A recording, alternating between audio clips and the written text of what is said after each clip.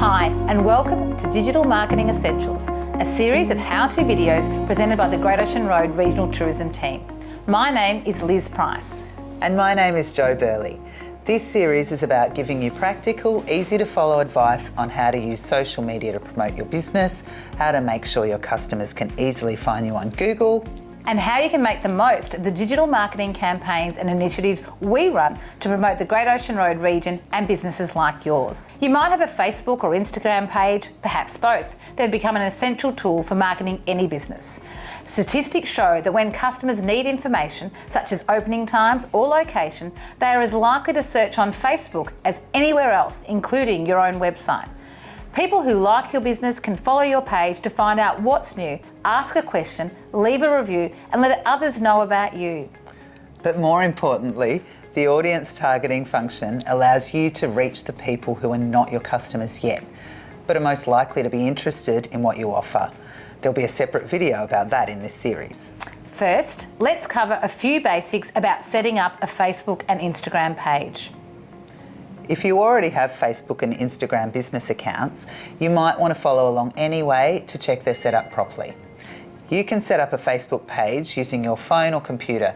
You'll need to use your personal Facebook to get started. Go to the Pages tab in the left-hand menu.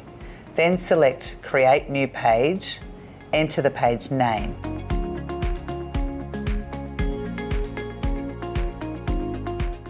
Select a category or two. Describe your business, what you do, how you do it, who you are for, and what makes you special, and hit Create Page. Add a profile picture, such as your logo or some other image that identifies your business. You can also add a cover photo. Once your page is created, follow the prompts to add all your information: website, location, business hours, phone numbers, and a call to action button inviting customers to message, call, book, or learn more. You can also introduce your page to your personal network by inviting friends to like your new page. At the bottom of the left-hand menu, you'll find Settings. It's worth taking time to look at all the options so you are happy with the privacy settings. If you're setting up a business account, don't make your profile private. You're ready to start posting content on Facebook, but first, let's set up an Instagram page, Jo. On your Instagram account, select Add Account, then Create New Account. Enter your business name and choose a password.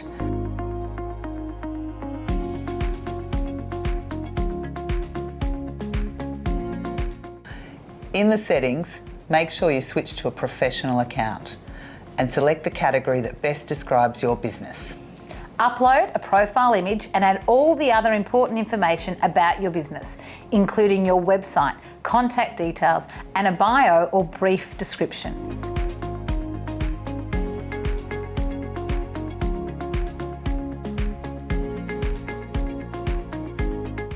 If you have both Facebook and Instagram, it's a good idea to connect the pages in the Meta Business Suite.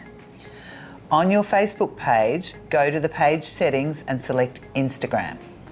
Select Connect Account and then choose the Instagram page to connect. On your Meta Business Suite account, you should then see both Facebook and Instagram accounts. Now you're ready to post content and find your fans. There are a few different types of posts that you can use on Facebook and on Instagram. Posting a photo, carousel of photos, or a short video, reel, with your followers is a great way for sharing news, highlighting a product, giving helpful hints, or having some behind-the-scenes fun.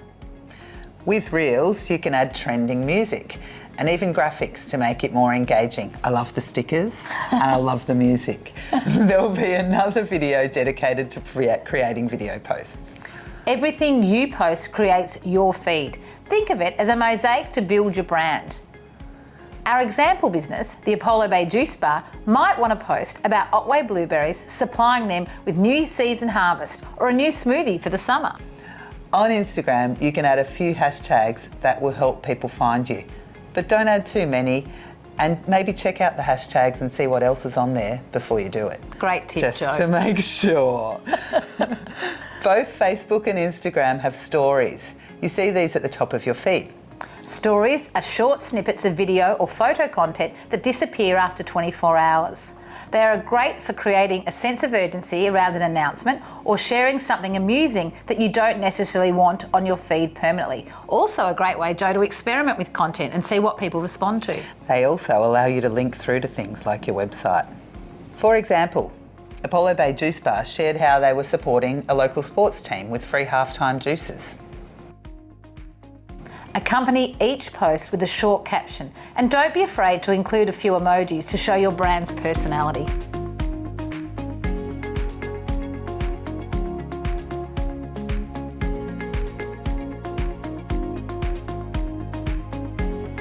No matter which type of post you decide to use, the content should be engaging and relevant to your audience. As a general rule, aim to share things that are either informative, interesting, or entertaining. And before hitting the share button, ask yourself, is it the sort of content that people would expect or associate with your brand and your business? No one expected to see your son's birthday cake on the Visit Great Ocean Road Instagram a few years ago, did they, Liz? No, Jo, they definitely did not. Don't mix up your personal account with your business account. The more people like, comment and share what you post, the more chance you have of reaching a larger audience. And you can show support to other local businesses by following others. Look out for the other videos in this series where we'll be discussing boosted posts, my favourite, Jo, TikTok, and video content, and how to measure the success of social media posts. For more resources like this, or to get in touch with the Great Ocean Road Regional Tourism team, just go to our website, greatoceanroadtourism.org.au, where you'll find all of our contact details and a lot of other information.